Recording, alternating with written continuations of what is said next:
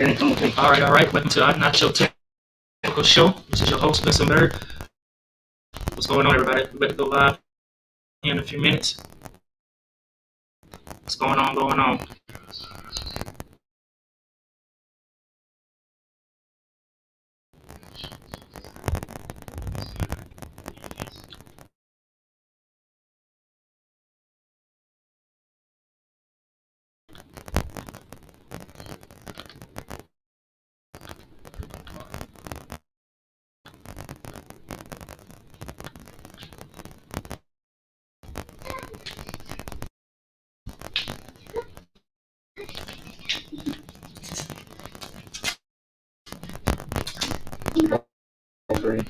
Yeah, no.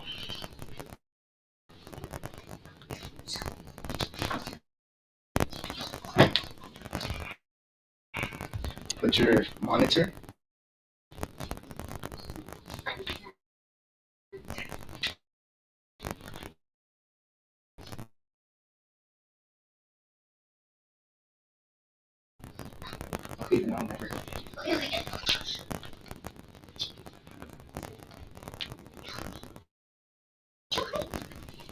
Welcome to This is Not Your Typical Show. I'm your host, Vincent Bird.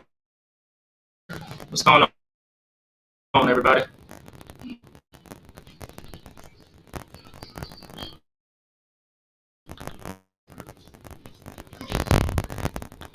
We got a few topics we're going to talk about today. One of the main topics I'm going to talk about mental health. What is mental health to you? What is mental health to your significant other? And pretty much men's mental health. But overall, we're going to talk about some topics. Talk about mental health being the main topic. Like, what is your mental health? What do you to help with your mental health? Last month was mental health. In June, a couple of weeks ago, it was men's mental health week, and I think mental health month is in September too. So being that mental health is on the forefront, behavioral health and medical field, it's important to talk about this subject. Especially if you're in a relationship with somebody. So y'all go ahead, come on in the room, have a candid conversation about mental health. What do you do to control your mental health? The tips and tricks. How is your mental health? And what are some things you do to bring peace into your world? That's the most important part. Bringing peace into your world. So come on in the room. Welcome to This is Not Your Typical Show. I'm your, and we're gonna get started in a few minutes. I'm gonna go ahead and play this intro. You might have a few guest pop-ins today, so we're gonna get started.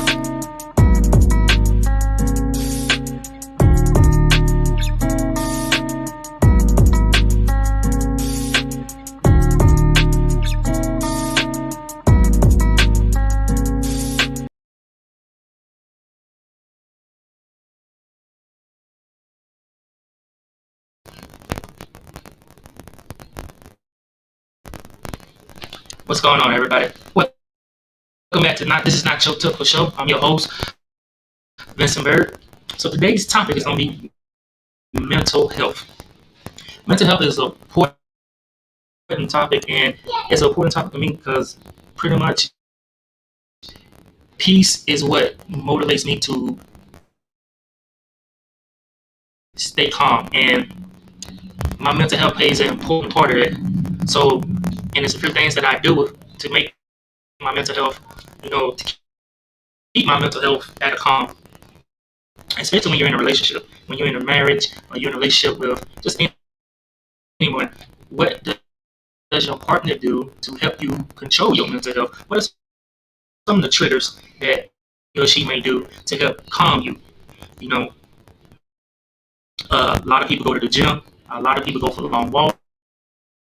A lot of people self-medicate. A lot of people drink. So it's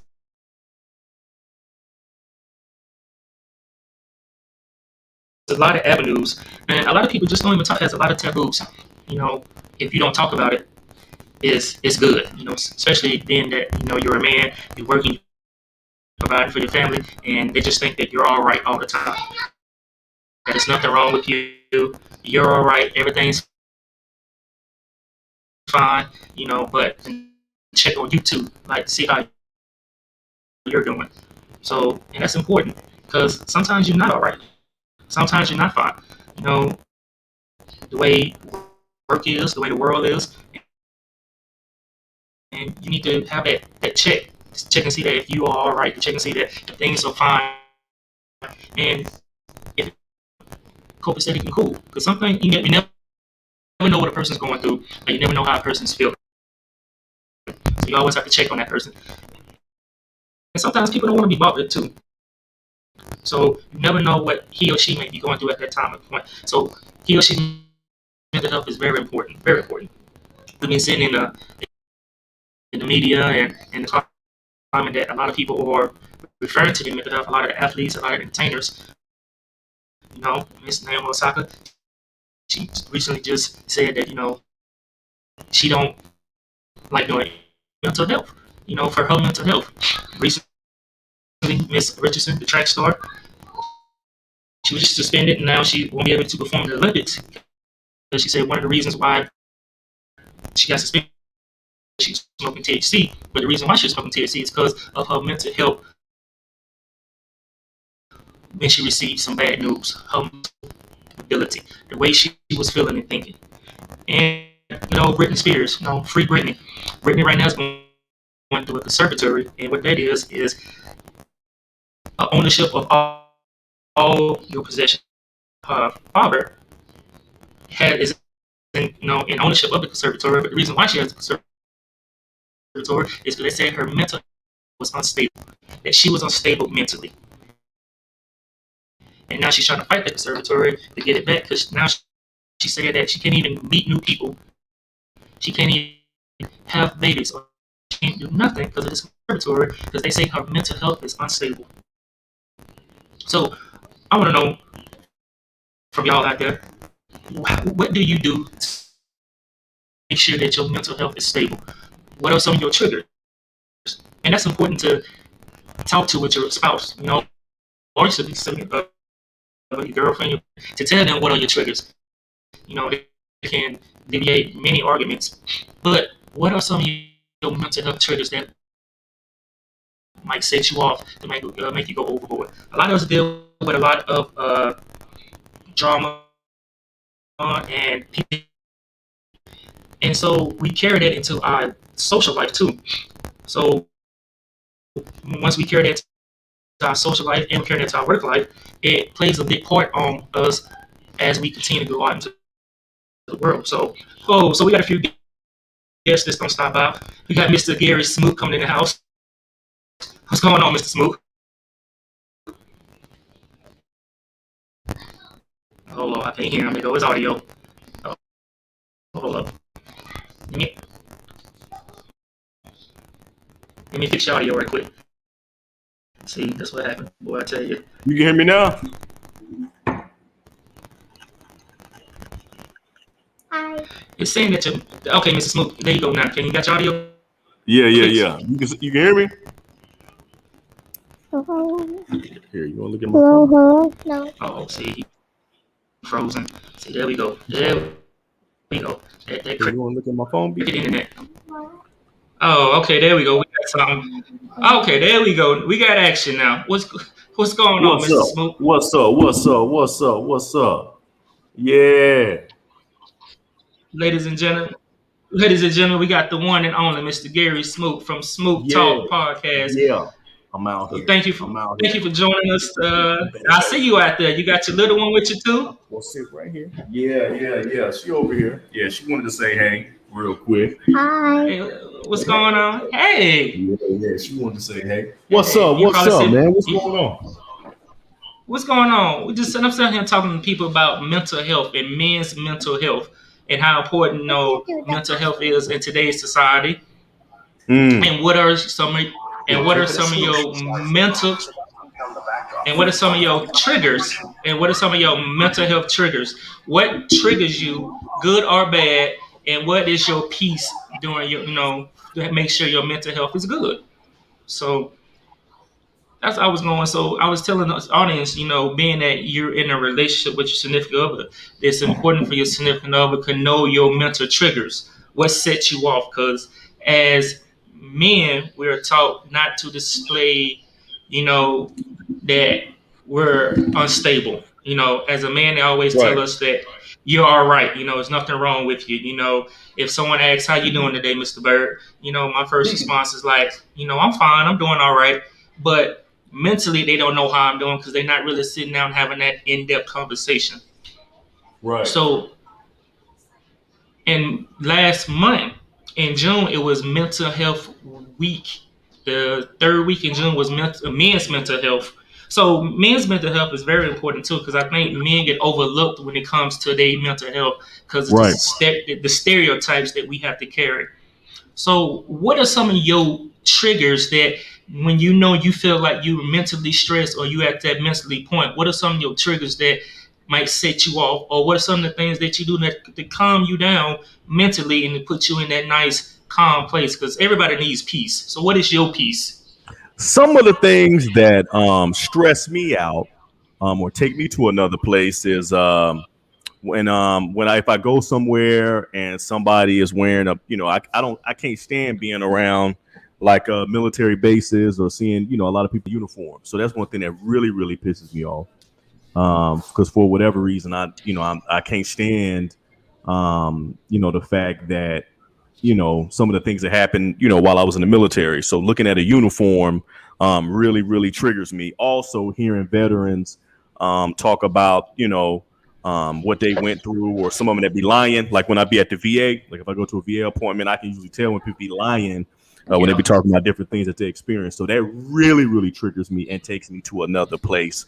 And then also another thing that triggers me is that I don't like being in a lot of like crowded areas, because I can't always watch my back or, see everything that's going on with everybody. So that really, I had went down to New Orleans a couple of months ago with my fiance, and we was down off Canal Street and Bourbon, and we was out there kicking it. It was like 11:30 at night, and like I was going paranoid, going crazy because I didn't have my gun with me because I didn't know how the gun laws were or anything in Louisiana. So I didn't bring my gun. It was in the car. I kept it in the rental, but I didn't have it on me because I didn't know, the gun laws down there in Louisiana. Even though I got a gun license, but I didn't. It's different when you're going, from state to state. So it's different. Yeah.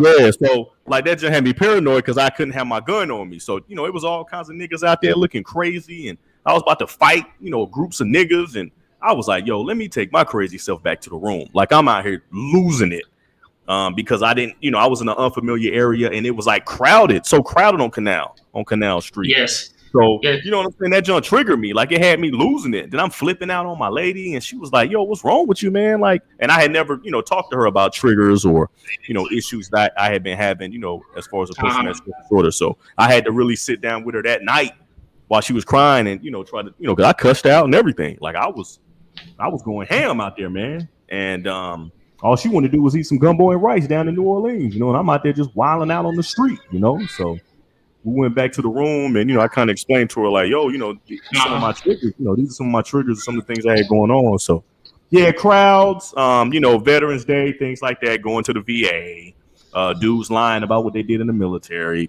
things like that are some of my triggers. And how do I deal with it? Some of the ways I deal with it is by, prayer, reading the Bible. At one time I was getting counseling by some social workers and psychologists at the VA. They helped out a lot. And then also I take some quiet time. Sometimes going to the park and chilling, just trying to slow down, or I go somewhere where some water or something, or go by a river just to kind of try to chill out. But yeah, those are some of the ways I cope. Or I used to take medication for it, but that had me wigging out, like the withdrawals from it had me wigging out. So I had to let that go. I had to wean myself off that.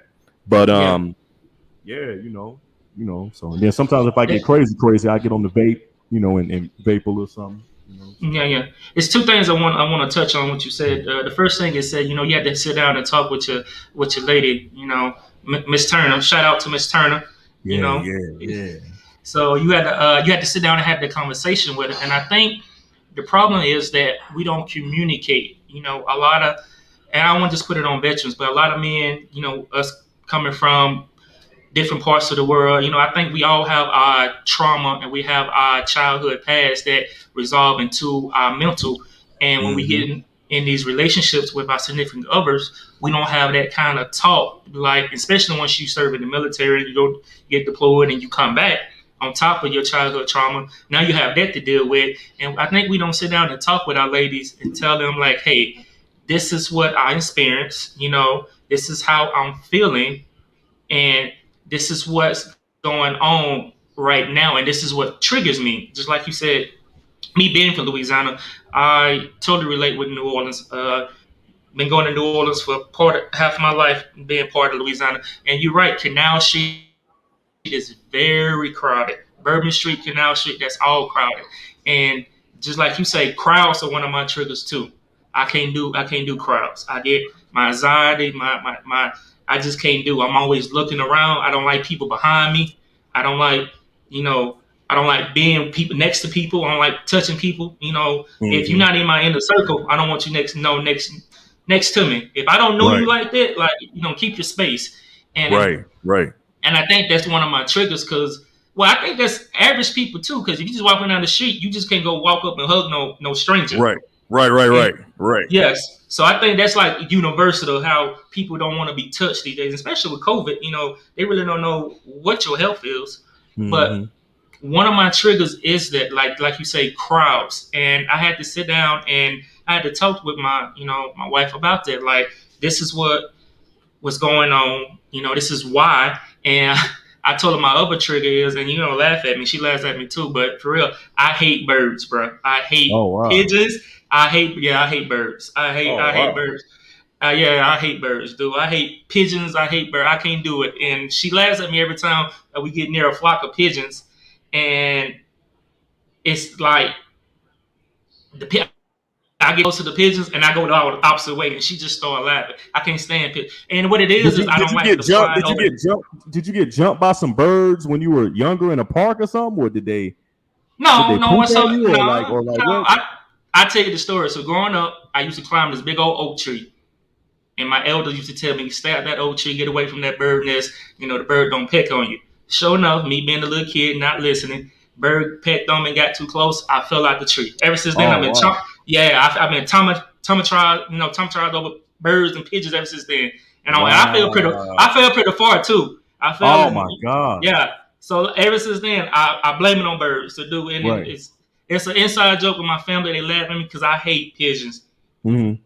And so that's one of my triggers. That's one of my triggers is pigeons. Let me read a couple of comments. I think Mr. Michael Grady is trying to come into the chat too. I'm going to send him the link here pretty soon. He said he's trying to come in. But I got one comment. Speaking of my lovely wife, she timed in and said, and you don't like to sit where you can't see people. You can't see the door at the public places. Yeah. Anytime we go out to eat somewhere, I gotta sit down where I can see the door. I gotta sit where I gotta have visitor on the door all times.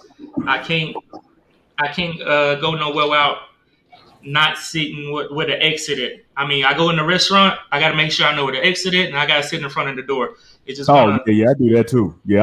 My back got to be my back. I got to sit with my back where I watch everybody. I gotta watch everybody. Yeah, and she doesn't like that. She be like, but I had to explain to her that that was one of my triggers. Like, because why your wife don't like it? Because she likes, she wants to sit in like an intimate environment, like a booth, something, and she wants, wherever they got the booth at is good with her. Me, right. I like a table. I like, back to the wall somewhere. I got to exit it, and I got to keep a vision on the door. Right. And she's like, she didn't get it. But as time went on that we started dating, I explained to her this is why she got it then. But I think a lot of these young couples are getting into a relationship. The new word going out is toxic. That's the new word. Everybody is toxic. You get in a toxic relationship. And I think it's not necessarily toxic. It's just not knowing that person's mental state. And sitting down and having that conversation. And then not knowing where is that person's mental state is. Because you don't know how a person is feeling. And you know what can can push a person over. We got Mr. Mike Grady to just come in. He backstage right now. I'm gonna go ahead and add him to the conversation. Oh, there he is, Mr. Mike Grady from Head to Headers Podcast. What's going on? Mike Grady to just come in. He backstage right now. I'm gonna go ahead and add him to the conversation. Oh, there he is, Mr. Mike Grady. Hey, so Mike, we were talking about mental health, and we were talking about what are some of your mental triggers. You know, being that you're a vet too, and that you was deployed too. So, what are some of your mental triggers that trigger you to go off and push you over the edge? What are some of your mental triggers? You know, being that you're a vet too, and that you was deployed too. So, what are some of your mental triggers that trigger you to go off and push you over the edge? Man, shit, where you want me to start, bro? Actually, 4th of July just came up. Your boy didn't go nowhere. Oh, yeah, the whole fireworks? Oh, yeah. I was like, yo, the fireworks sent me to a whole nother level, man. I can't do fireworks at all. Yeah, Mr. Smoke said he can't do the VA. He said he ain't going to the VA. Hey, I'm hearing myself. I'm hearing the feedback too. I don't know if it's on your end or mine. I'm hearing it too. So.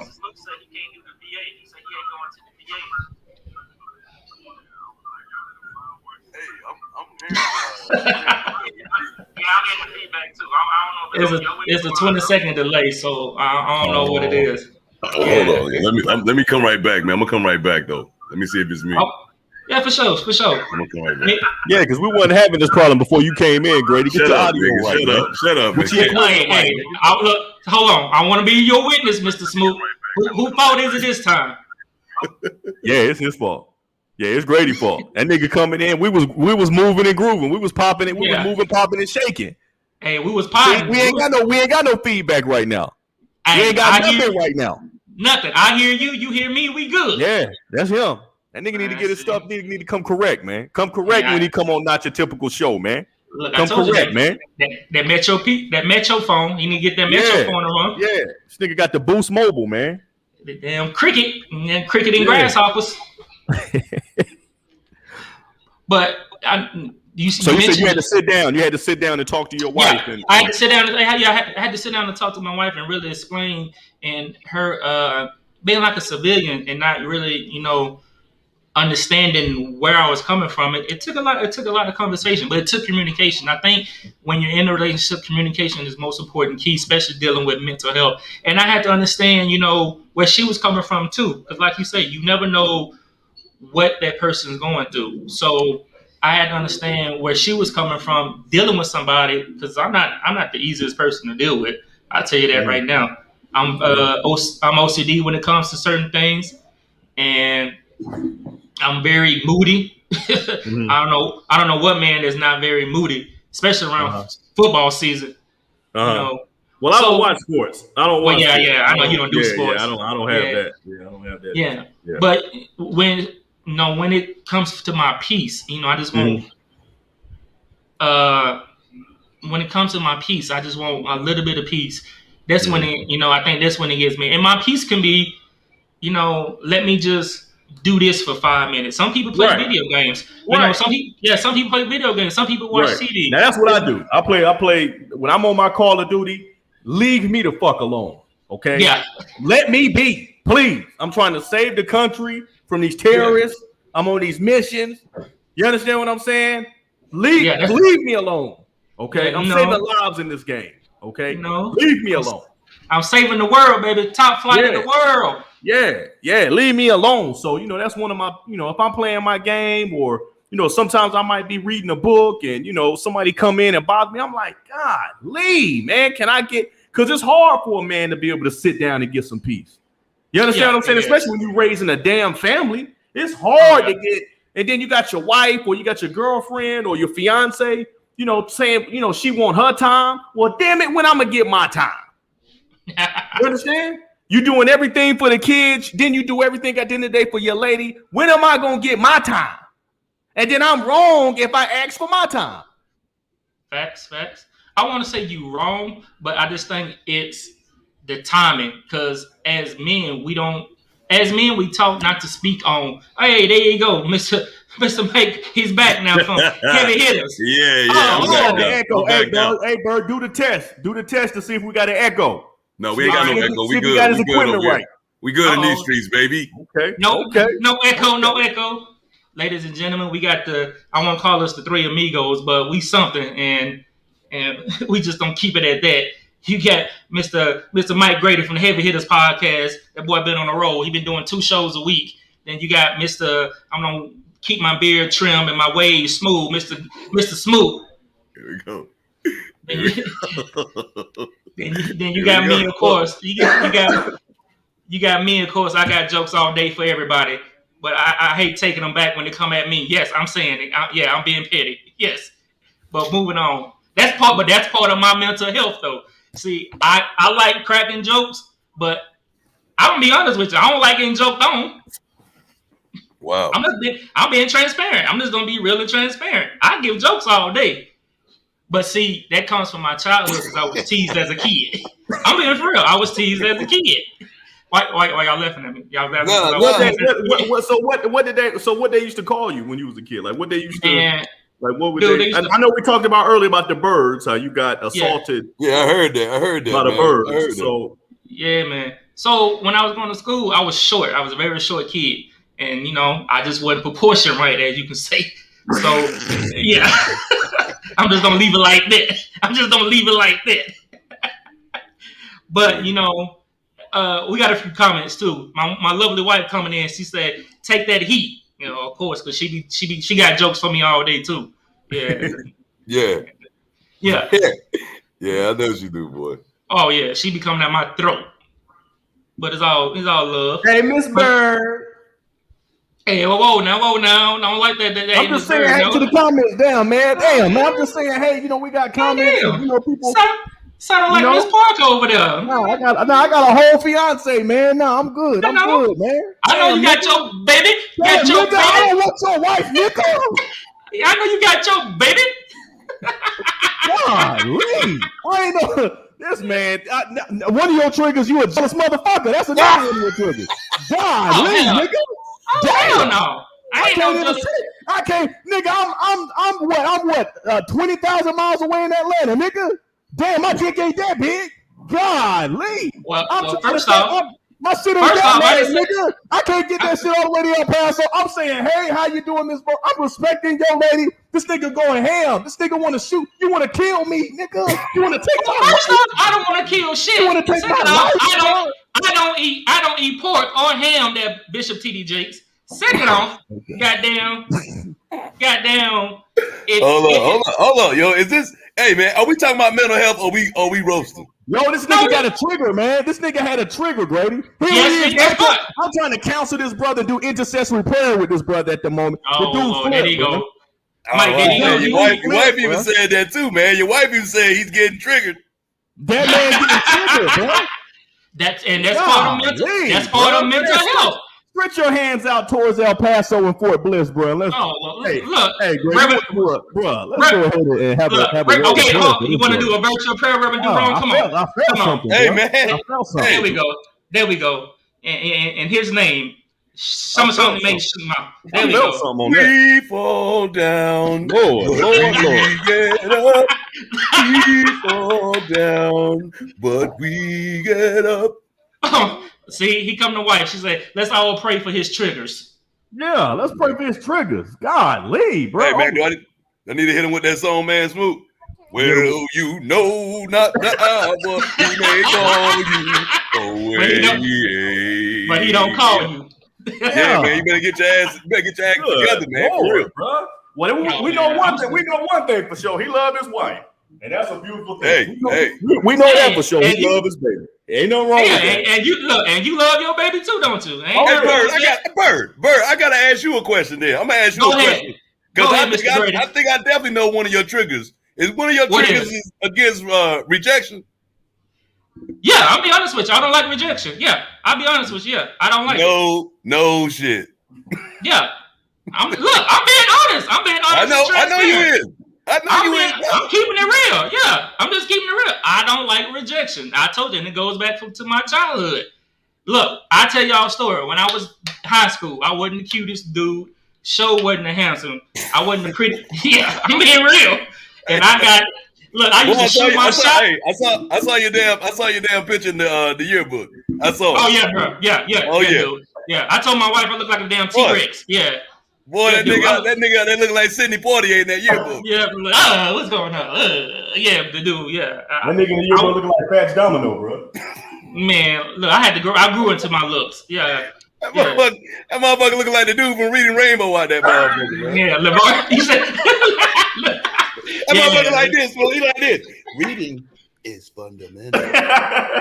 Well, but don't take my word for it. Well, hold up, Mr. Brady. Because I seen your photo too now. I seen your high school photo too now. So we're not gonna go down that road. Who? You head monster. Oh, here we go. Yeah, here come on now. Don't the head detective. Oh, here we go. Oh, here you go, man. Hey, yeah. There you go. Mr. Heady Trooper. What's up? Hey there, little one. Hey. Say hey. What's going on, man? How you doing? But yes, rejection is one of my triggers, and it stings from my childhood. A lot of stuff stings from my childhood, dude. Like I said, I got shot down 24 night and day. I got shot down. I went to the prom and got a forehead kiss, bro. That's how bad it was. You got what? Oh man, I got a forehead kiss. That's how bad it was, bro. Damn. Oh wow. Yeah, dude. I told you. I used to get picked on a lot. I got a bald spot in the back of my head. So, but and girls used to call me ugly. They said I look like a Fievel from Fievel Goes West, the little rat. Oh man. Yeah, they said I like Hey, you kind of do like that mode from Rescue Rangers, though. You do like that mode from Rescue Rangers, bro. Hey, fat kid. Yeah, you like that mode. You look like that mode. Rescue Rangers. This motherfucker right here looking like Monterey Jack and shit. Oh, I know. Oh, crikey, get the cheese there. Go get the cheese. Get the cheese. I know Yogi Bear ain't talking over there. Get the cheese, Mike. Get the cheese. Hey, we got some comments coming in. We got my lovely wife. She's saying, "Don't shoot your shot." But don't shoot your shot. Damn, nigga, can you read, nigga? Damn. Yeah, he did. That nigga said, don't shoot your shot. Ain't even out there. He did not get the invite to Read a Rainbow. Oh my God. That nigga said, that nigga said, don't shoot the shot. Don't shoot the shot. Hooked on phonics. And then one of y'all niggas got the shot for Jeopardy either. So yeah, both of y'all on goddamn Price is Right. Oh wow, here we go. I got rejected a lot growing up. I didn't have my first real girlfriend until the 9th grade, and she cheated on me and dumped me. Oh, dude, yeah, I didn't have my first real girlfriend until I got into the army. So yeah, that shit. Wow. Yeah, like a serious relationship. What you blew up? Did you blow your girlfriend up? Did you headbutt yours?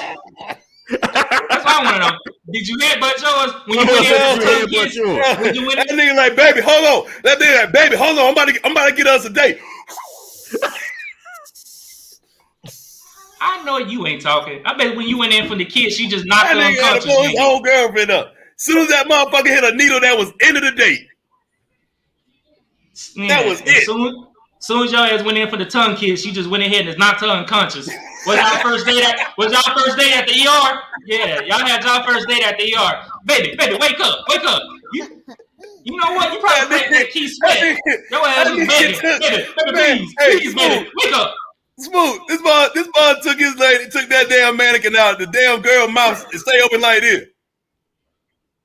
Mother like, man, what's up with your girl, man? Why can't you close her mouth? Man, bro. First thing, I don't deal with them, man, because that's your field. That's your field. Hey, Bird went to the PX and got a pussy pocket. Hell no. Oh, hell no. Hell no. He got it on the star card. That boy got it on the star card. He got on the star Well, hell no. I didn't even have a star card back in the day. Man, yes, the hell you did, man. We all did. Bird, you did have a star. Man, you a damn lie. You put me on to a star card, nigga. Yep. You put me on one. Like star card. No. Uh-huh. I know you ain't talking about. Man, he put me on that joint, man. I maxed my joint out. Yeah, you maxed your joint out on freaking lotion for that phone. Nah, man, I maxed that joint out on some shoes. Oh yeah, you buying Jordans. You buying them PX Jordans. 5 more minutes, okay? Yeah, she ready to go, man. She ready to go. Yeah, we about to wrap it up though. Y'all done came on my show and started roasting, and we was talking about mental health, and y'all done set my triggers off, so I'm gonna have to go out here. Okay, so you was talking about rejection. You was talking about rejection. Right. I think everybody is afraid of rejection. That's why so many people don't launch out and do certain things. They don't apply for certain jobs. They don't ask that certain person that they been crushing on, can you got on the date? They don't launch out and do certain things because they scared that it's gonna fail or they scared somebody gonna tell them no. But ain't rejection natural though? Ain't that's like human nature to have rejection? Don't they teach you, expect the worst, hope for the best? So when is it coming to a point where, because I'm gonna go back to, all right, when you teach your kids, are you teaching them to go ahead and be like, yes, you don't get everything, or you teaching them to be ready for rejection because rejection helps build character? Facts. So, but when does rejection roll over into your mental health? When you get rejected so much that it affects your confidence, it affects your self-esteem, and you be like, just like Mr. Smoot just got through saying, you be scared. Because I didn't run into cats that, now I'm a totally different man that I was in high school that I'm the man now. So, and my confidence is way better now. But it took a lot of rejection and it took a lot of, shit for me to get to the point now. It took a lot of me having some tough skin and having some real people around me.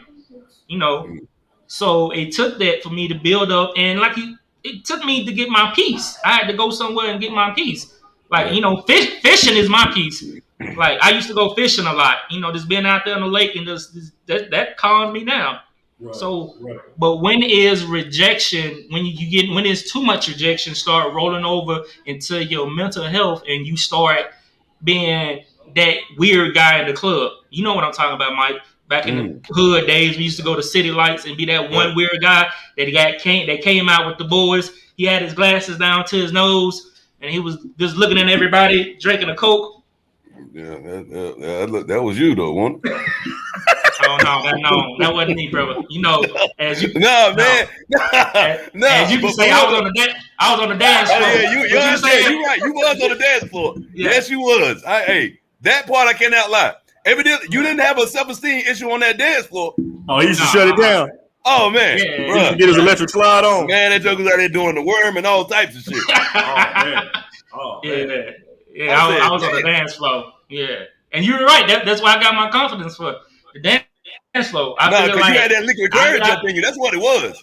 You had that liquid courage up in you. He was out there doing the Cuban shuffle. Oh man, that motherfucker out there doing the Charleston. Better than you being against the wall. You were against the wall. Post-up Grady. See, Party Mike wasn't out there. Post-up Grady was out there. Party Mike wasn't out there. It was Bird. Bird was Party Bird. Looking like Jadakiss on the wall, talking about, yo, B, I want to go to the bodega.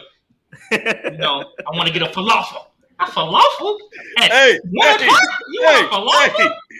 what he didn't tell you is, when he was out there on the dance floor, this nigga used to wear a fake lip ring in his lip. The Tyrese joint. He talking about the piercing. Remember when Tyrese came out with the piercing? He came out with that joint and that bitch was rusty. No, it wasn't rusty. Hell no. I said, nigga, get that shit out your damn mouth, man. Hold up now, that Negro Fro. You came out there with that damn Avirex jacket on, thinking your ass was part of Dipset and shit. Oh, man, here you go. Yeah, wearing Timbs and wearing the goddamn sagging all the way. No, you wasn't sagging because New York didn't sag. That shit was the shit. Yeah. That was the shit back then, though. Great. It was 99.5 degrees in Texas. Nigga, I didn't give a damn. You wearing an Avirex. Bird, you used to come in that motherfucker with a straw hat with the green fucking visor on that shit and got a Louisiana bandana on your shit. I was like, look, man, somebody tell this nigga to go cut that grass out front of City Lights. This nigga out here, he out here smell like some fucking 87 gas and shit. I said, man, somebody get. Boy, as soon as you heard that, we finally got up. Boy, that motherfucker went crazy. Oh, come on now. And then you know that was your shit. You know that was your shit. Come on, Nas and Jay-Z. As soon as that Nas drop, here you go. Man, I'm going to get that Illmatic, son. You know, that ether go hard, B. That ether go hard, son. Hey, yo, ma. what's hot, ma? You want to come around the block, ma? I'm like, dude, you don't shut up. You from North Carolina. Oh, Lord have mercy, yo. Here we Better go. get your Petey Pablo swinging around with a helicopter, but you can never get your shirt off because they all get stuck over your forehead. Look, this motherfucker, he wanted to be texting so damn bad, man. This joker's got his own belt buckle. That shit look like a damn cat head. I was like, what the fuck? That shit like a cat skull and shit around his damn belt, man. I said, oh my God, man, take that shit off, man. I can do it. Mr. Smooth, this guy wanted to be New York so bad, it was a shame. He just so look, it's a shame. Look, and he like, yo, son, I'm from Brooklyn. Brooklyn B. I'm from Brooklyn B. Like he used to be mad at PT. What? I gotta go run it? On the joint right now. I gotta go run it? Hey man, hey, I got Tony on the phone, man. Uh-oh. Tell Eric Badu I said what's up. He called you Eric Badu. Tell her she gonna call Tyrone. So what? No. Man, hey Bird, she trying to get. Well, you can watch the joint. I'm gonna share it, yo. Oh, you about to share it on your page? Yeah, share it. But yo, Mike, what do you? So perfect example that Tony dialed in. So, how do you explain your mental health to your significant others? Man, let me hit you back, Tony. Let me hit you back. Yeah, how I explain it to my man, it's.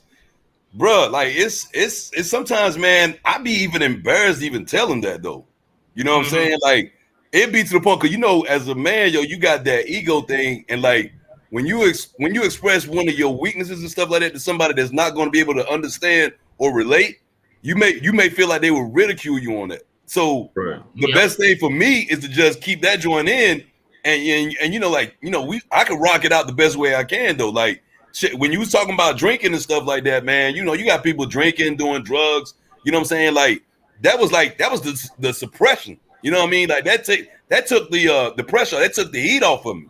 You know what I'm saying? Yeah. But yeah, as far as me giving it to my significant other, I just felt like, yo, you know what I'm saying? I walk around just like you said too, with the tough skin, the thick skin and whatnot, Teflon Don, you know what I'm saying? So I just couldn't do it, man. Because like I said, I was more worried about my ego than my issues. Facts. So I'm gonna ask both of y'all this, since we all got kids. And in this climate, how do we prep our kids and get their mental health stable? Because as you look in the world today, you know, kids are getting shot and killed left and right by the police. They see it on the news, you know, from Trevor Martin all the way down to Tamir Rice. So when do y'all, and I know, Mike, you got boys. Right. And Mr. Smoke, man, we got daughters. But when is the right age for you to go ahead and have that mental health conversation with your kids and explain to them, you know, what they see and what's going on in the world? It's going to affect them too. It's going to affect their mental health. So when do you have that mental health conversation with your kids about their mental health? Because, you know, they're growing up in a different environment. Yeah, you want to take that one, Smoke? Yeah. I have that conversation with them every time I get an opportunity, but I don't mask it and say it's like mental health. I'll sit them down and talk to them about, hey man, y'all, like let's say, for instance, when my son be wilding out, or he, get into an argument, I tell them like, hey man, you got to kind of learn how to control yourself. I said, because when you start getting older, I said, you can't lash out like that. I said, you're going to end up getting knocked out, going to jail or dead. I said, so you got to start controlling your emotions. And I tell them all the time, I said, look, this world don't love you.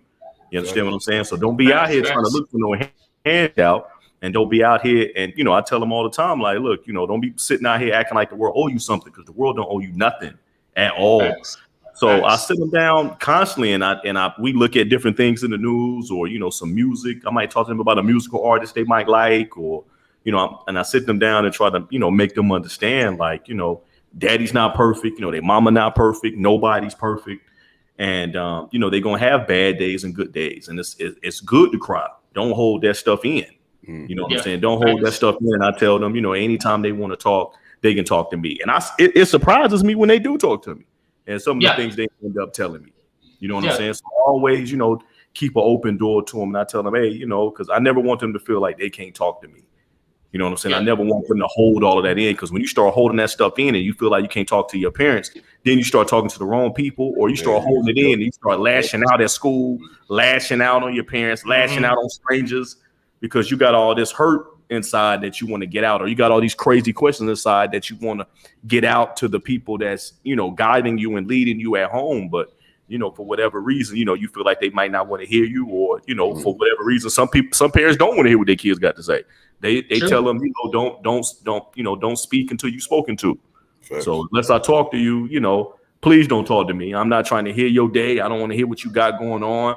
Life is hard enough. So it just depends on, you know, some kids, you know, can't talk to their parents or their guardian, you know, so the only person they can talk to is at school or, you know, on the block. But, you know, for my kids, you know, I try to usher a relationship to where they can always, you know, talk to me about how they feeling, because, you know, I want them to be able to get it out.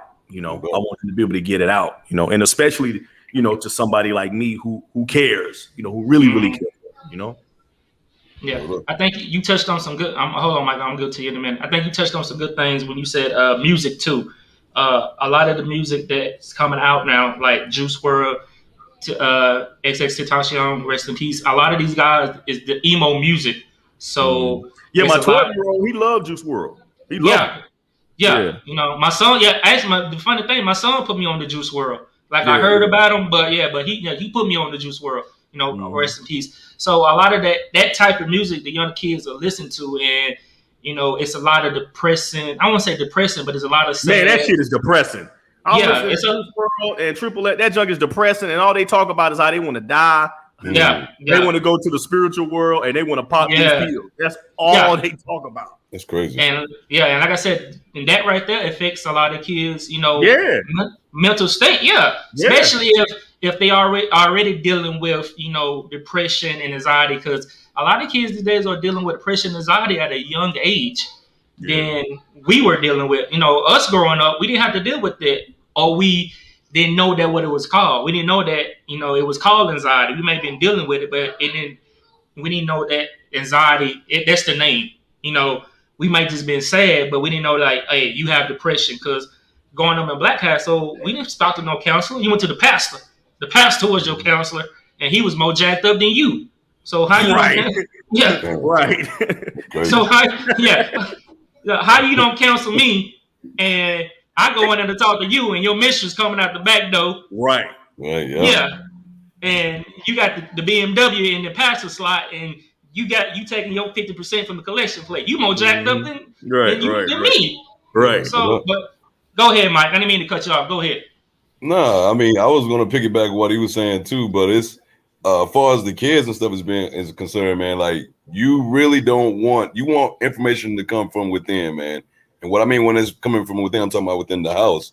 And like when he was talking about the stuff, like when your kids get experience stuff from outside and it's negative, man, it's hard to bring them back from that. Yo, trust me.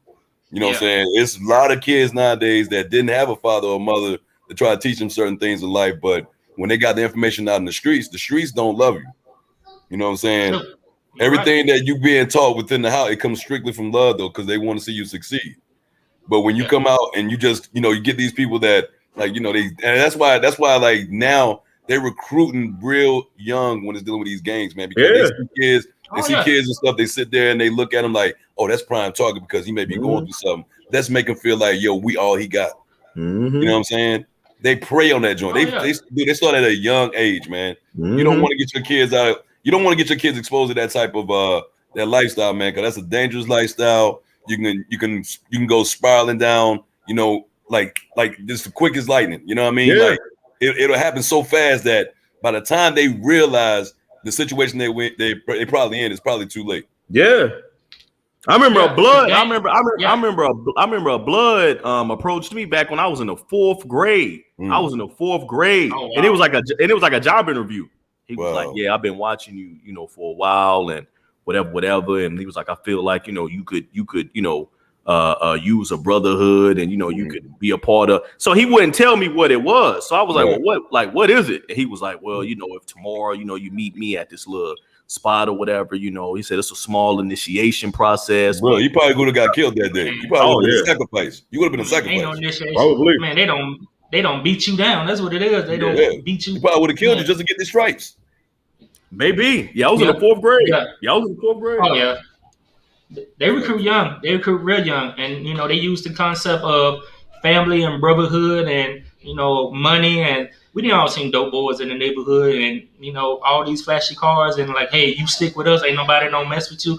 But they prey on I won't say weak kids, but they prey on young kids, and they prey on kids like you mentioned, Mike, that are coming from a single parent home that don't have a father in the house, maybe not a mother, that stay within the ghetto because you don't see them going to the good side of town recruiting. You don't see Malibu Most Wanted coming to Compton trying to be a blood.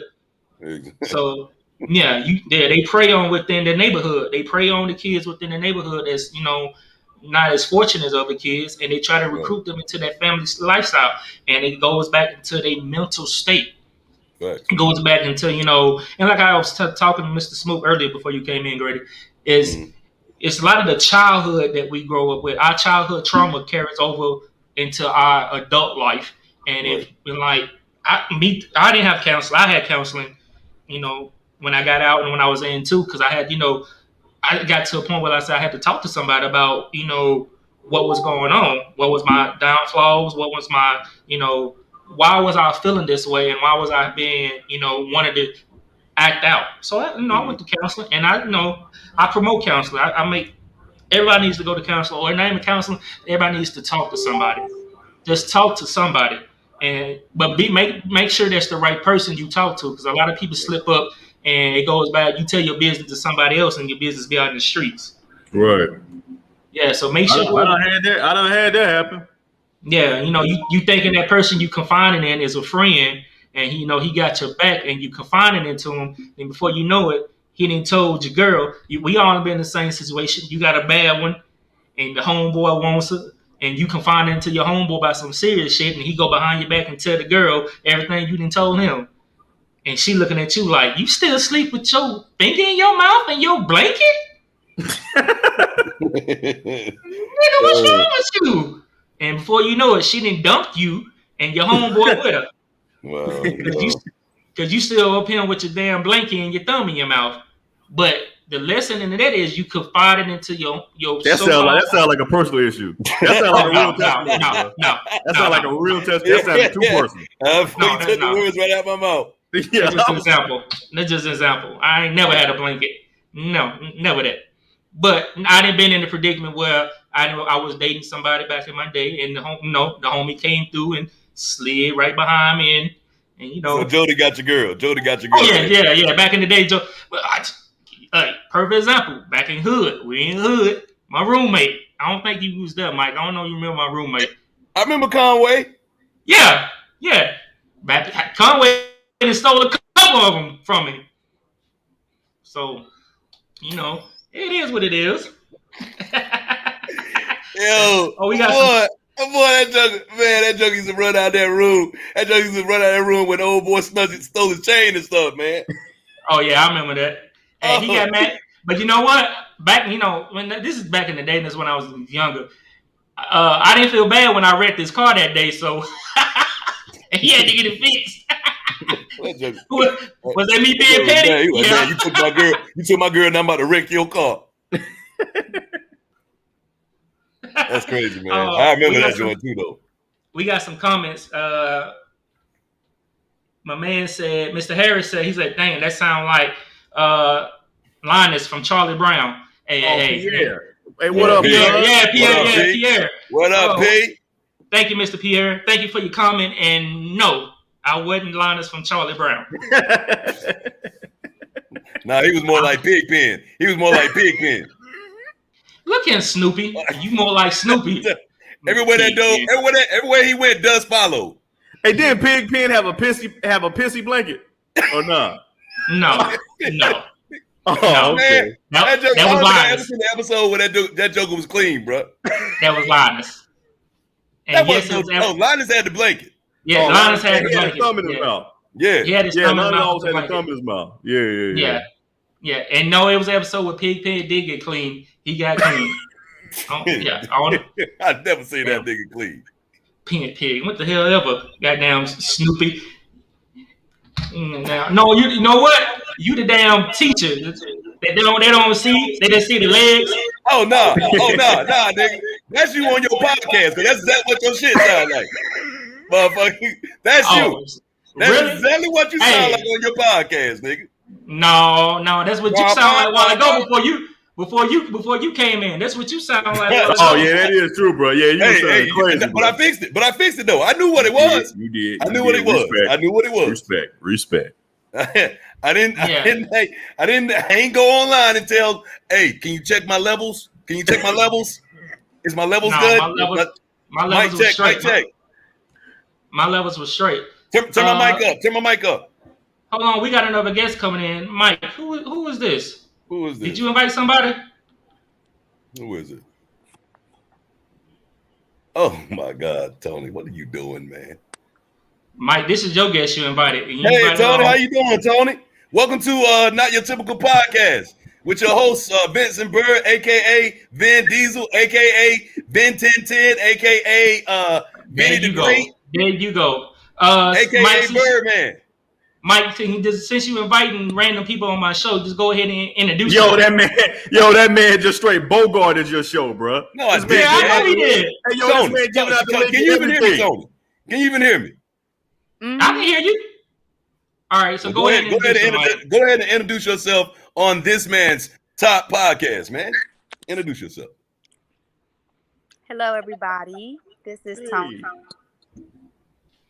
All right, Tony. So we talking about. How are you guys? Okay, shit. All right. Good. You coming in kind of choppy and sound like Mr. Roboto. I think you and Mike share that same internet. Y'all share that same internet signal. You coming in choppy, sounding like Mr. Roboto over there, Mr. Oriato. Oh, here we go now. Here we go. Now, I ain't gonna go there now. But the subject of the night is mental health, and I want to know, what do you do to make sure your mental health is good? And can you tell me what is the relation that you? Martin. Oh Lord, there you go. And can you tell me what is the relation that you know, Mr. Mike Grady? How do y'all know each other? Who's that question directed to? Oh, it's directed to you, Miss Tony. Oh, okay. I guess I'll answer the first one. Mental health. That is a really, really broad topic. It covers a lot of different situations, but definitely mental health is basically maintaining it and keeping yourself one with yourself. It's just mainly balance. You need balance, and one of the ways that you can make sure that you are checking in with your mental health is just making sure that you're happy. There's no things that you're bothered by, so to speak. And it kind of threw me by the loop. You kind of threw the question at me. I really would like to hear Get my charger. For how you guys view mental health, because depend on how you are directing the question, it just determines. It's just really about the person. Well, I mean, the panel of gentlemen, each one of us had already, said what are our triggers, what do we go through, and what do we do to, calm ourselves. Mr. Smoot already said, he listed his triggers already. Mr. Grady listed his, and I listed mine. But coming from a woman's point of view, and we talked about relationships, how do you explain mental health to your significant other? Communication. Definitely, you have to communicate where you are, where your mental state is.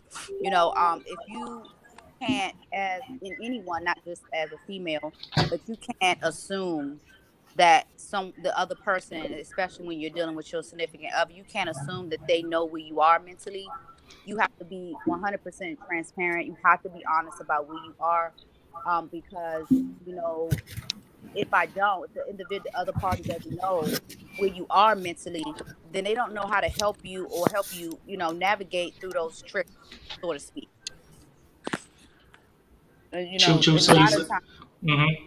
A lot of times, we assume that our partners know, and that's a misconception. I think that's really not, being fair to the other individual. Being transparent, to a degree, we do as we were together.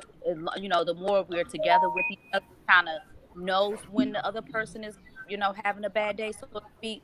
But it's still to Hmm. the individual that may be going through a certain thing or feeling a certain way. It's really on them to communicate. Hey, I'm having a bad day, or I'm feeling bad, or whatever it is that's on their mind. It's really to the individual responsibility to communicate that to their partner.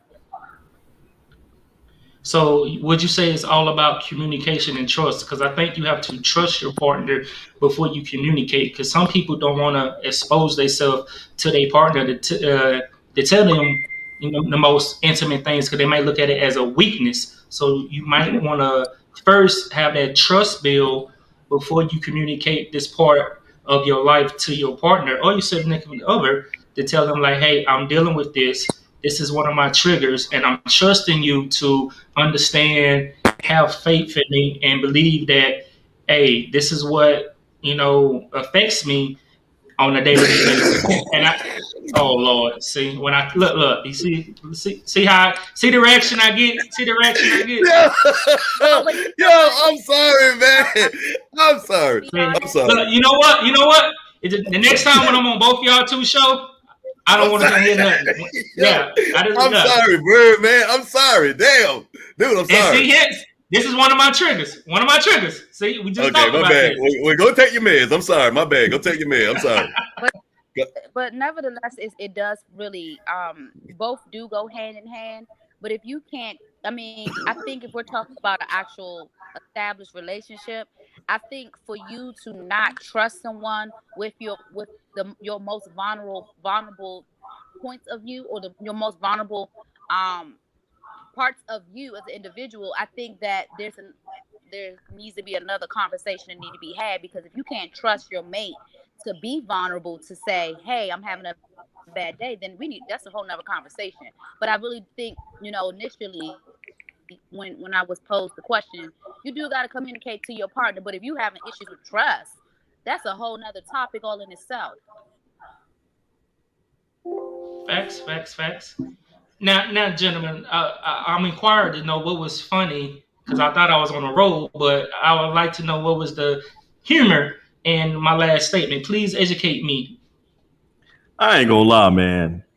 I was sitting here, and you was on that mud stumbling and mumbling like Future, bro. And I was like, Oh what Lord, here you go. I was like, what in the world? This man No, sounded like I this was man laughing sounded because like Mushmouth off Fat Albert, bro. I'm sitting here, I'm trying to roll with you, bro. I'm trying to roll, but all right, man, anyway, look, I was laughing because I'm like, why is this Joker showing comments that happened almost an hour ago? yeah, bro. The cop, bro, I was that was damn. like 45 minutes ago. I'm like, yo, I want y'all to. this man trying to test out his equipment live during the show. I want You both should have y'all to done that take. before we Look, went I want live. both y'all to take notes. I want both y'all to take notes how you acting on my shit.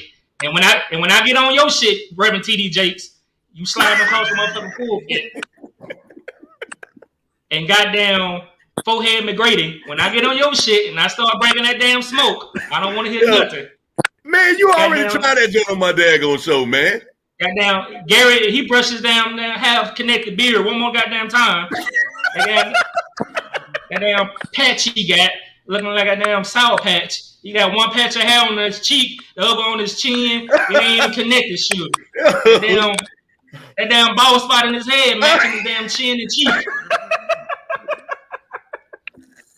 And Mike, your ass, you had but this goddamn laptop. You had but your laptop. It's over with. You don't break no, your here we laptop. go.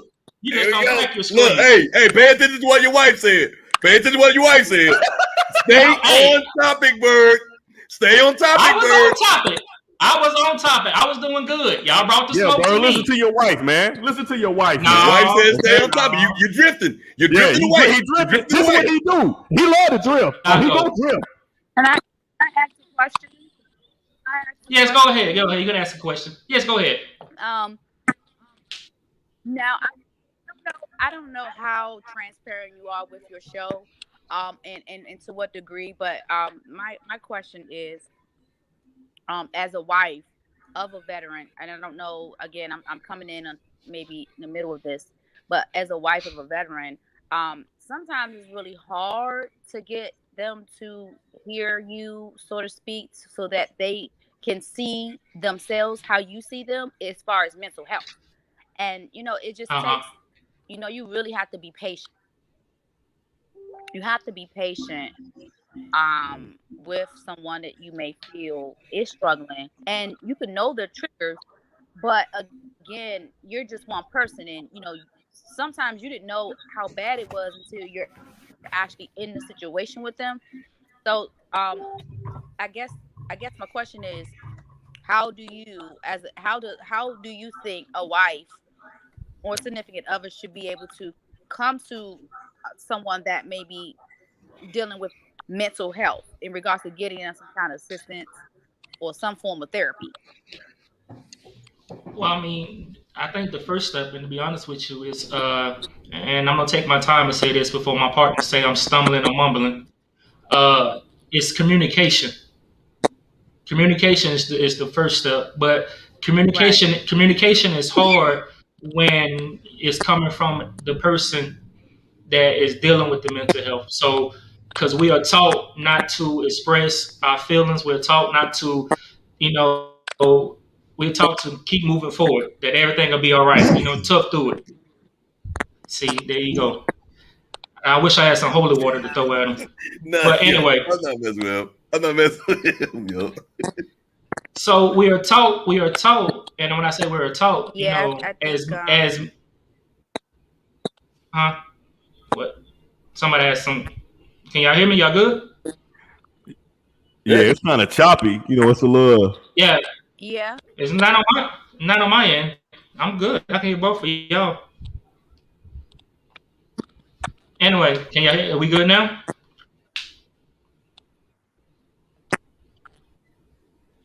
Yeah, it's a Yeah, I little. can hear you. We can hear you. Yeah, I Okay. hear you. Yeah. All right. I think it's like I was saying before I was rudely interrupted. My bad. It's communication. You got to communicate. You got to communicate with your spouse. I think that's the first most step. Communicate with your spouse or significant other, and tell her and share your experiences. What you're doing. Oh, see, that wasn't even me. That was a goddamn Erica Badu.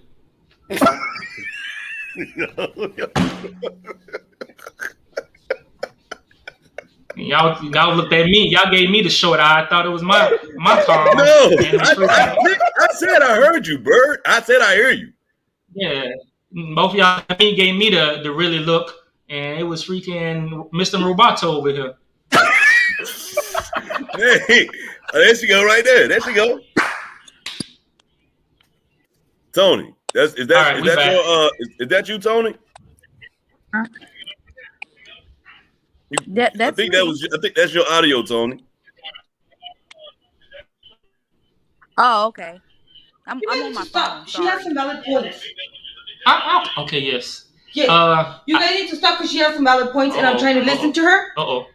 Okay. So I'm trying to listen to her. I'm in trouble now, so I need to stop. Yeah. Oh, yeah. Finish, Miss Tony. So, like I was saying, it was communication. Communication is the first key. You got to communicate, Right. and you got to get your significant other to open up and share. Because a lot of times they don't want to share, and they mask their pain with alcohol or drugs or other devices. So they mask that hurt and they pain with other devices. So you have to get them to share and open up, and that's the hard part, to get them to open up and share, because it's reliving a lot of bad events that went on while they was deployed or while they was in the military that they don't want to relive. So a lot of people just put those events and images in a box and they really don't touch it no more. So you got to get them to open up and share. So I think the first step is communication, and the second step is to get them to open up and share their experiences. So, and she dropped off. I think she'll come back in. Mm-hmm.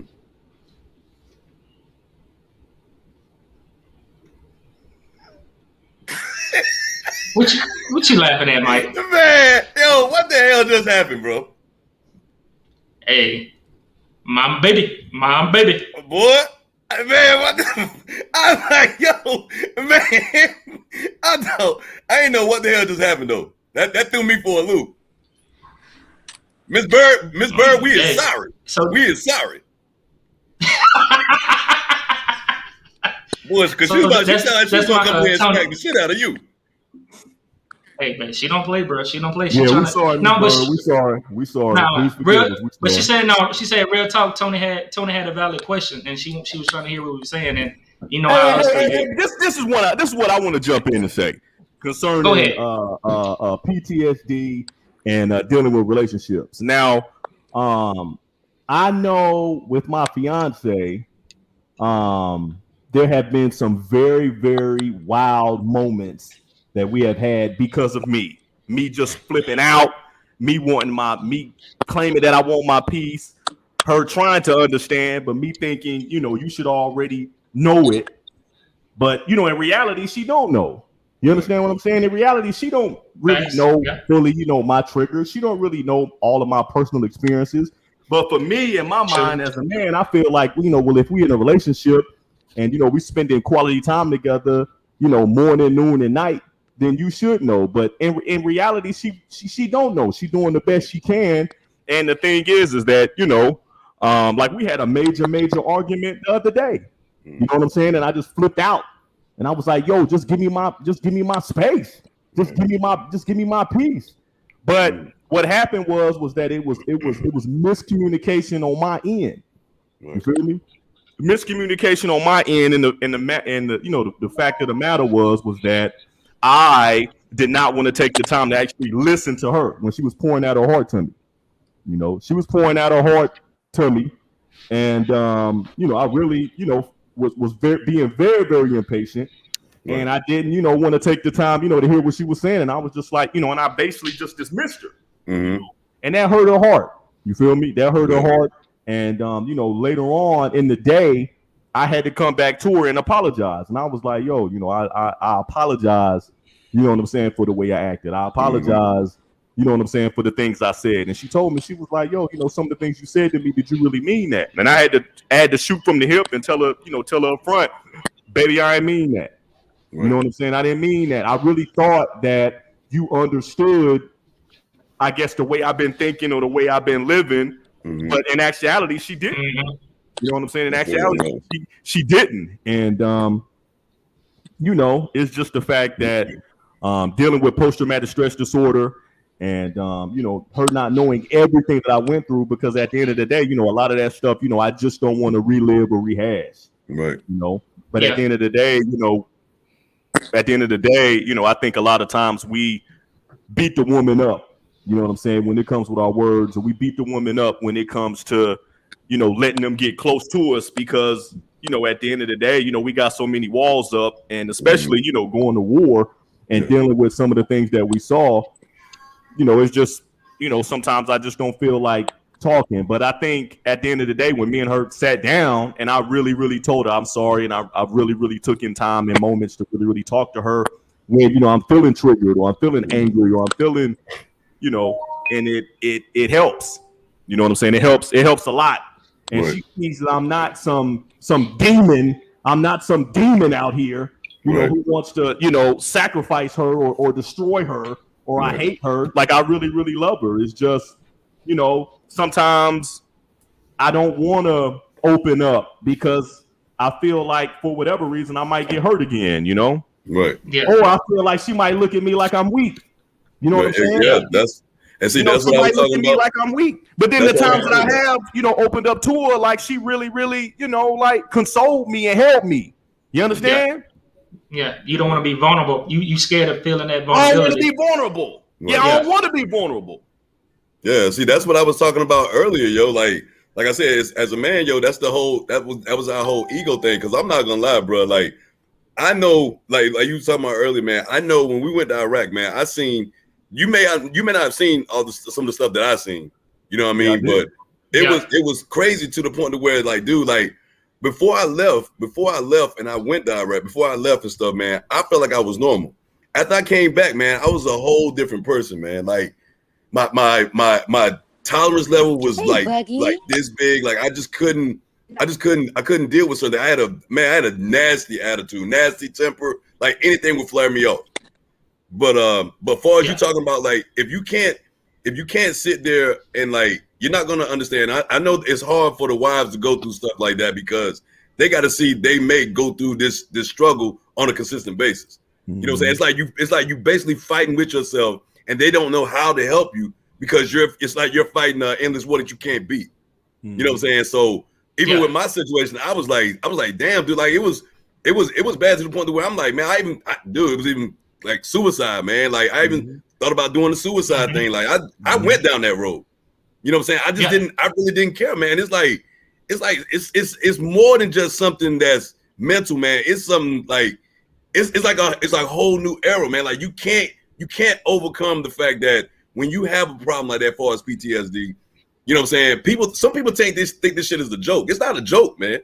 Oh no, this shit is real. It's real. You know. Say what, Bird? Now I was going to say, I just been carrying out what you say about the deployments. I think we all share different deployment stories because we was all deployed and we all seen different things. Being at the part of the country we was in, and being that, you know, how many times we deployed. Because I know for myself, I deployed to 4 different countries. I deployed to one country, and they sent me to 3 different other countries. You know, Africa, Qatar, Jordan, Afghanistan, and each country, you pretty much your head is on a swivel because you hear all these horror stories about people getting kidnapped. You know, they coming on the camp and snatching people, or you know, people getting raped, people getting stabbed. You can't even go to the showers by yourself. Always being a battle buddy. Then you got to go outside the gate, and your head is even more on a swivel because you think you don't get shot. I mean, that's what it boiled down to it. Every time you go outside the gate, you think you don't get killed, and you praying, or I want to say praying. You praying and hoping, wishing that you can come back home. That's the only thing you want to do. But I think when we come back home, we still have that mentality with us. We still carry that mentality with us, and we get frustrated that no one understands us, and we don't seek help. Because, to be honest with you, I wasn't going to behavioral health because the only reason I wasn't going is because of the taboo they put on behavioral health. You go to behavioral health, you seek help, they kick you out, or they put that stigma onto you, like, oh, you crazy. You walking around in a road guard vest and tennis shoes, sitting at the CQ desk, and you just want to talk to somebody. You just want to say, yo, I can't sleep at night. I have these crazy dreams. I wake up in sweats. Oh, trust me, I had them. I definitely had those. You know, I'm always paranoid. I'm always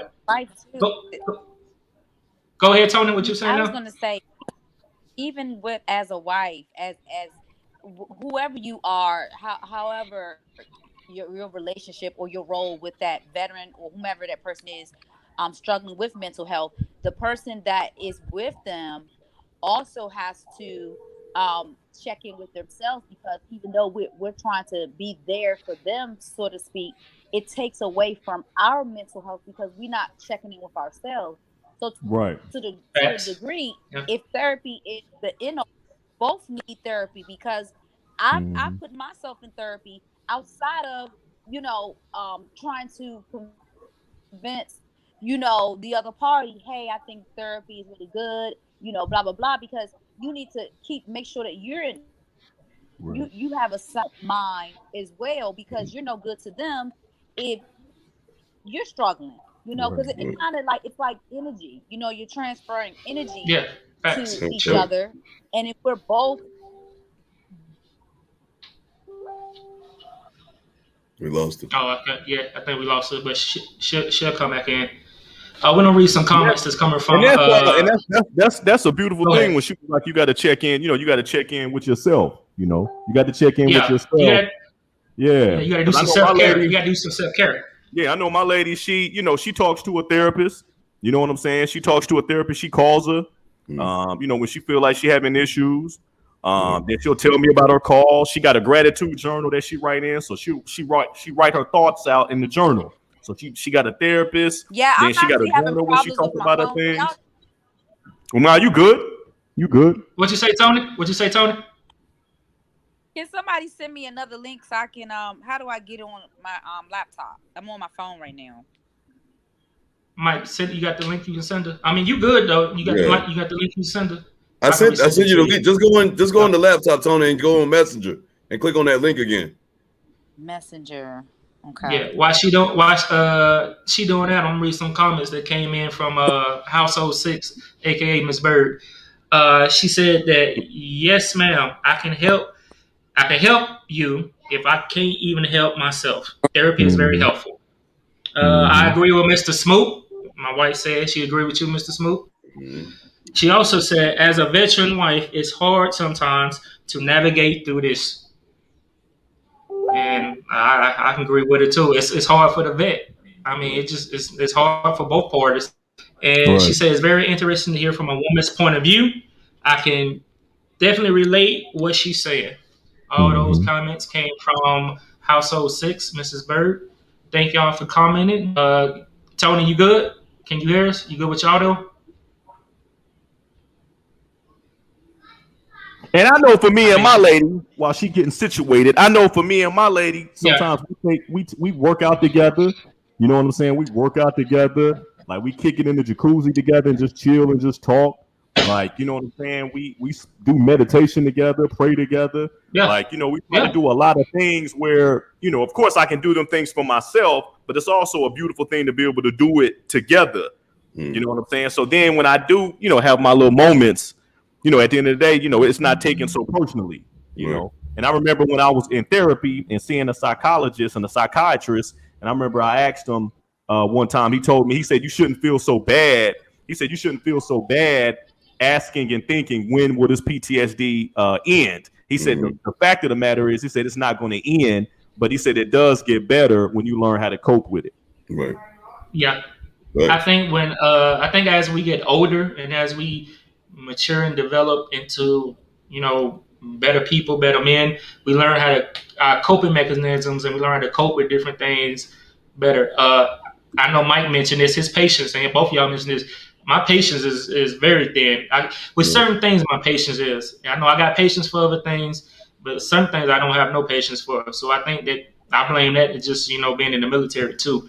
But I think as you get older, you see the world, you know, different, and your coping mechanisms. You have more coping mechanisms. You know, you can cope easy with things, and I think I don't like Mr. Smoot just got through saying it never goes away, but you learn to deal with it, and as your partner is with you, she learns to deal with it, and she learns to, you know, develop with it, because y'all have those talks, and, you know, y'all have those moments. Like me and my wife, we go walking a lot. Yeah, you know, and sometimes we go walking in the neighborhood and we just talk, or sometimes we have a glass of wine and we just talk, or we cook together, you know, and we talk. And before you know it, you're talking about what's affecting you without even knowing. You just come having a conversation with her, and you letting things out because you're venting to your significant other. So I think that's very important. I think self-care is important, and I think, I won't say relationship care, but just having somebody you can talk to, because it necessarily don't have to be relationship. You can just having somebody to talk to. Before both my grandparents passed away, before they passed away, I used to talk to my grandfather a lot, you know, because he was the elder. So I used to rap with him a lot. You know, I can shoot shit with him and straightforward, and he'd tell me like it is, but he'll drop some knowledge on me. So, you know, and as I got older, I foresee seeing myself doing to the youngins. You know, they asked me questions when I was coming up in the Army. They're like, hey, how did you deal with this, son, Bird? Or what you do, Bird? And, you know, and I dropped in the knowledge that I gained. So I think, you know, as we get older and like as we mature, we learn how to cope with it, and we just use those coping mechanisms to our best of our ability.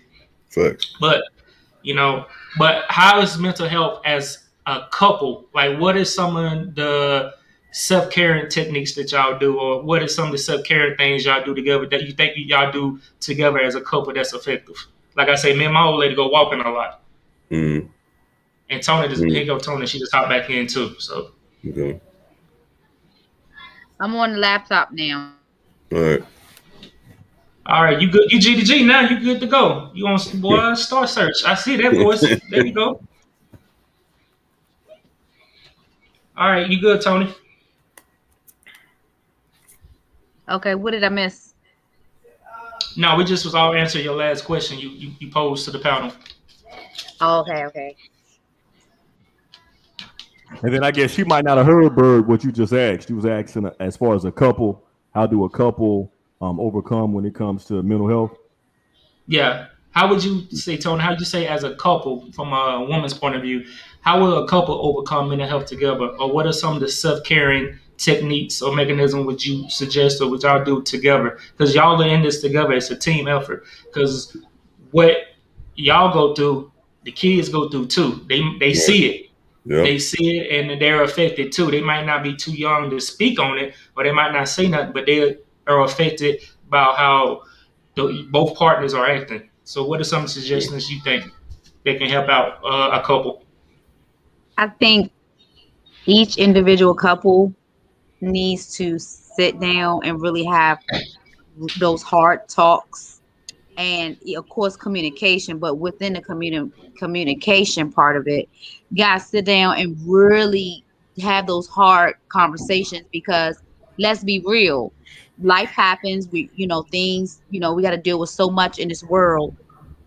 So sometimes we kind of lash out on the people that's most closest to us just by default.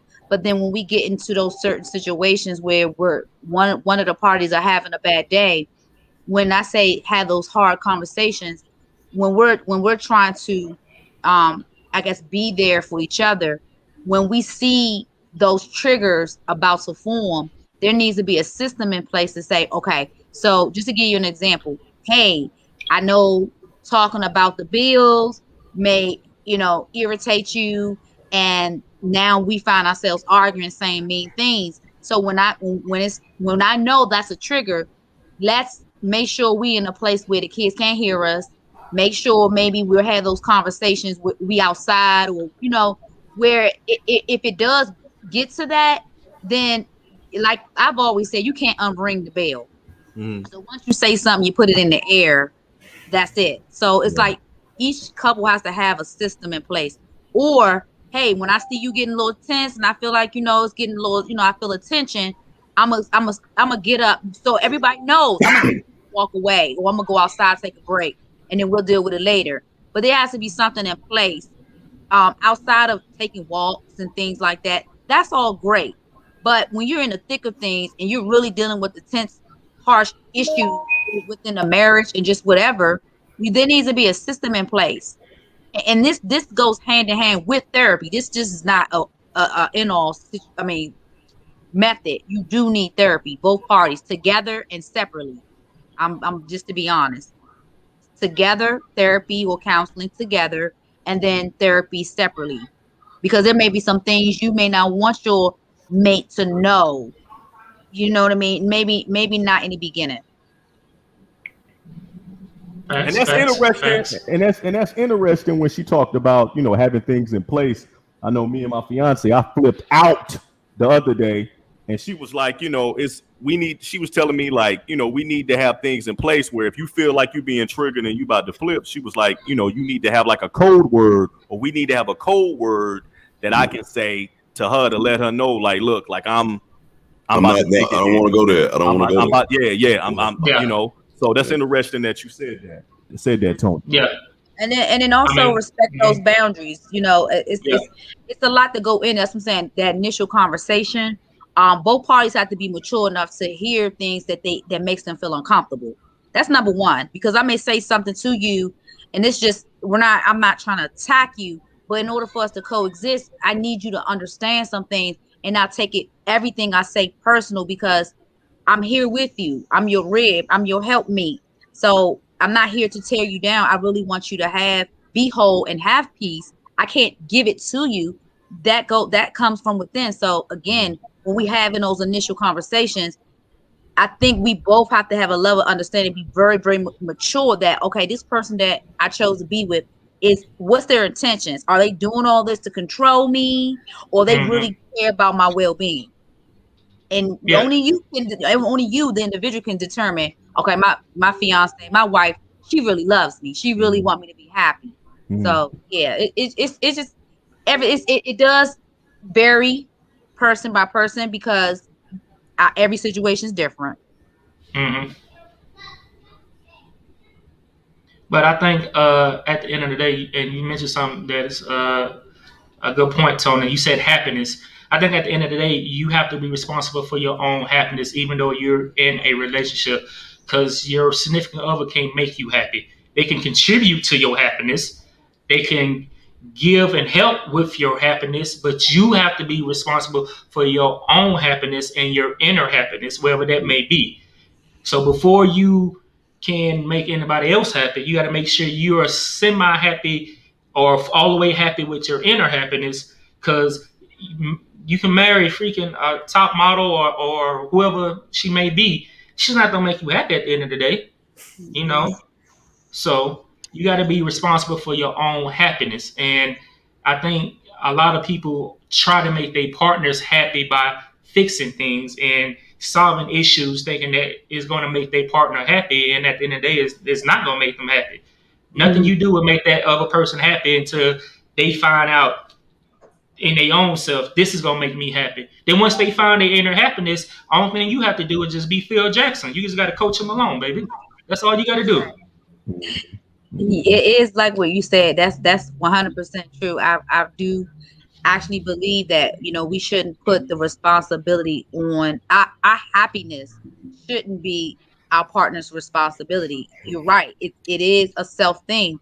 I can't love you the way you need to be loved if you don't love you, and really it's an individual thing. But then because you're in a partnership, you're in a relationship, it does help when you have someone there that's there to kind of help, like we've been saying, help you navigate through those different triggers, because it's gonna happen. It's not your fault that you've experienced something traumatic, but just putting in place the right things to manage it. Some people think you can overcome it.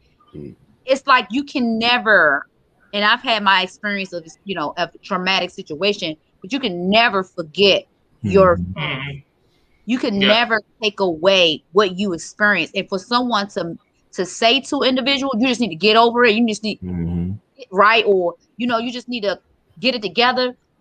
But because they haven't experienced something traumatic, you have to have a level of understanding that they just don't understand what it is. Yeah. So again, you're managing this thing. You can't make it go away. Even with therapy is just there to help you manage your thoughts, categorize what's going on, your emotions. It's a lot that goes into it. And again, it's a lot on our shoulders as wives, because we're the nurturers. We feel a little more deeper, and we want you to be happy. And it's almost like we a disservice to you when, as a woman, we see you unhappy, because sometimes we internalize it. Like, what am I doing wrong? And it really, most of the time, it isn't us. Not to say that we're perfect, but as far as we talk about mental health, it's nothing no one person can do. That the things that you're battling and dealing with, they were already there before we got together.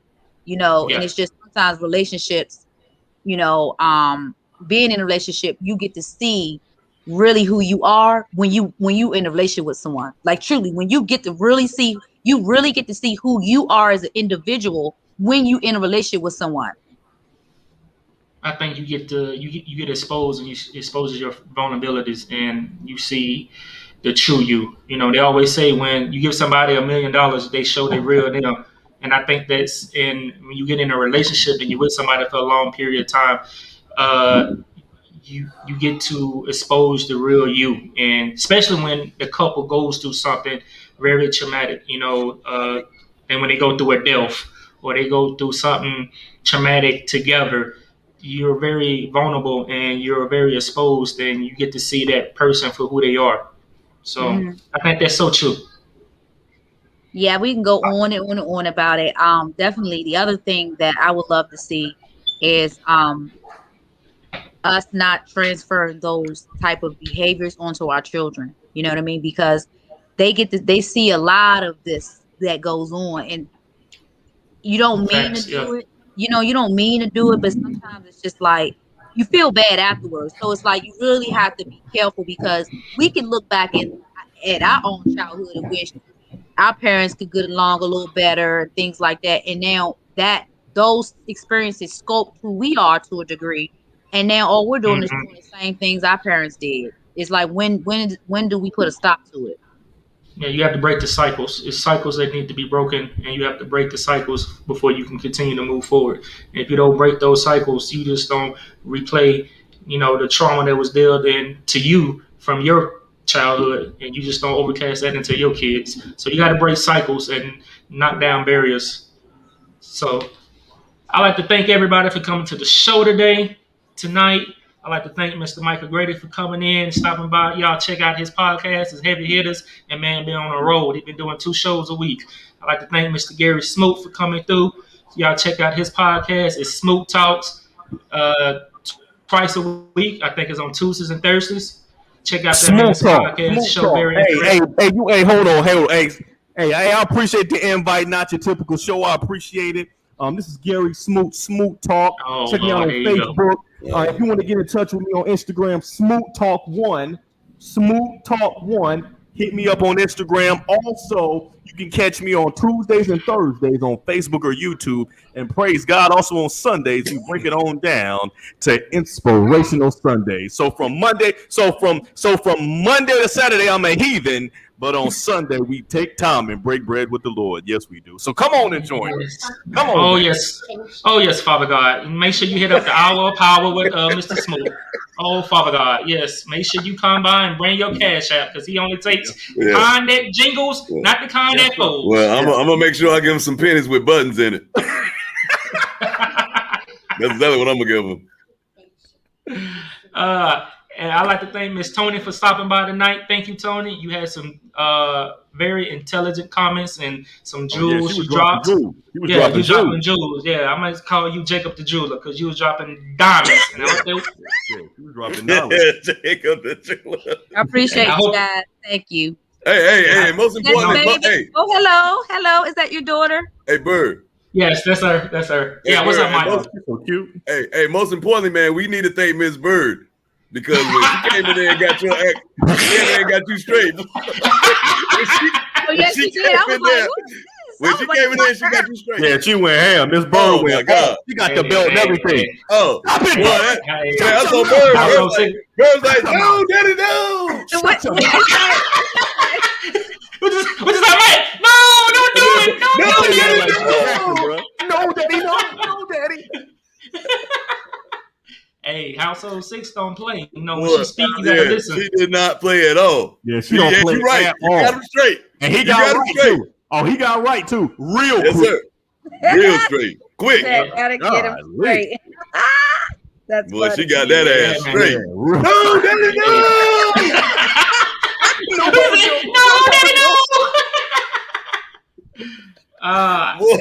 I like how you played it off, though. Yeah, you professional. He was like, "God damn, baby, damn, baby, why not on the air?" Hey, now you embarrassing me. You embarrass me, baby. Hey, you embarrass me, baby. I had to do the old baby boy. Yeah, come on, really, baby, really, baby, really. Yeah. He didn't even want to look at the camera. Bird like this, like, oh damn. Right. Yeah. Look, she had me looking down at the ground and everything. Really, baby. Boy, that joke was like, oh man, baby, you done put me out on the net. Everybody gonna, you got me. Yeah. You got me, baby. Yeah, you got me good. We're talking about mental health and everything, and you got me. Yeah. Boy, you about to be a case. Damn a mental health. You about to be a case. You about to be a statistic. Yeah. You about to be a statistic. You about to be on First 48 El Paso. Boy. Hey, she came in and laid the law down. She don't play. She said, Miss Tony was. I thought you damn sure like George Bush when he almost got hit by that shoe. I had to duck real quick. Man. Oh. Yeah, she said Miss Tony was dropping some knowledge, and I was too busy clowning. So she said, I need to shut up so she can hear what Miss Tony was talking about. Hey man, what's that comment right there for your not your typical show? What's that? That's from Little Bird. That's from my daughter. Oh, okay. All right. Yeah, she has my speaking Swahili or something, man. Yeah, that mean that baby tall Bird got punked. Yeah, punked. That's what that means. Look at Mr. Connect the Beard. Yeah.